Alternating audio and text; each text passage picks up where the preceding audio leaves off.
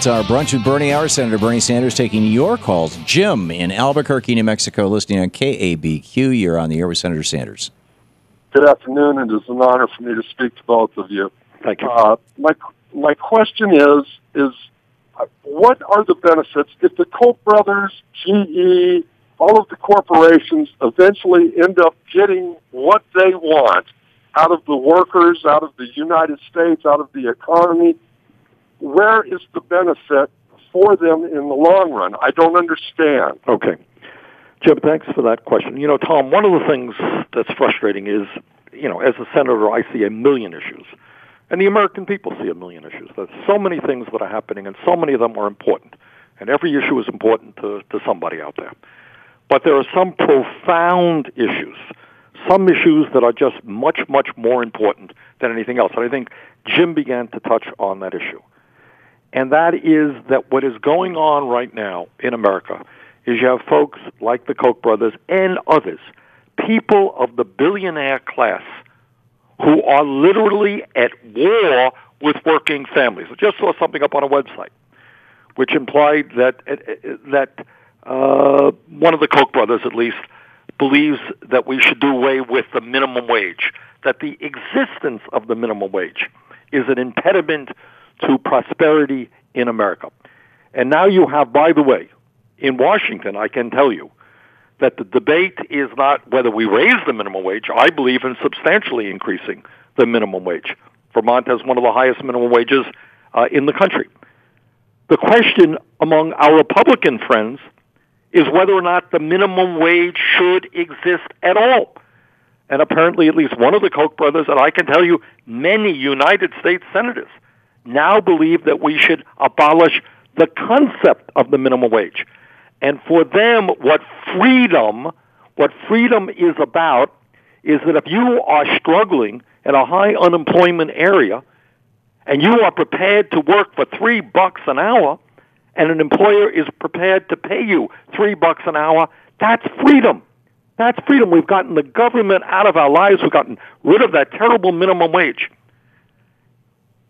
These same guys, there was a group of folks at the Business Roundtable. The Business Roundtable, ladies and gentlemen, is the organization representing the CEOs of every major corporation in America.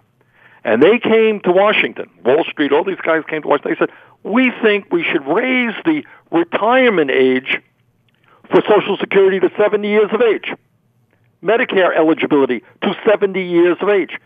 These are guys, all multimillionaires, all having fantastic health care, all having wonderful retirement programs, telling Congress that we should raise the retirement age for Social Security and Medicare, et cetera, et cetera, et cetera. So what Jim asked is, what do these guys want? This is what they want.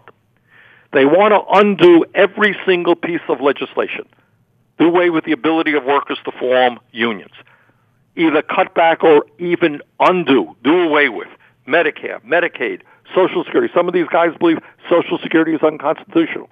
Federal government should not be involved at all in Medicare and Medicaid. Just yesterday, House of Representatives passed for the first time in 30 years, as I understand it, a farm bill that did not include food stamps. You got 1 out of 5 kids in this country who are hungry. Elderly people don't have enough to eat. And they did not include food stamps in their farm bill. So these guys want to bring us back to the 1920s when workers had no Social Security.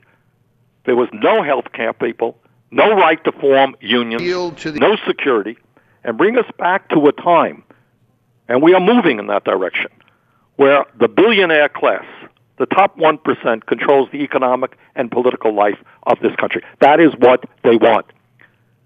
And what they're trying to do now is engaging in a race to the bottom. The same guy, I think it's Charles Koch, was comparing American workers. We're not doing so bad compared to Sub-Saharan Africa. You're doing really well compared to desperate third world countries. What are you complaining about in America? And that is now the line of some of these Tea Party Republicans, that we are being now compared not to Finland, not to Denmark, not to first world countries, but to people in the third or fourth world. So there is a war, Jim, against working families. Apparently The Koch brothers were worth, $40 billion. Don't think that that's enough. They need more. General Electric, which doesn't pay on any given year anything in federal income taxes, that's not good enough for them. And on it goes. So that's what it's about. These guys want more power. They want more wealth. And they are prepared to use their wealth and power to gain even more.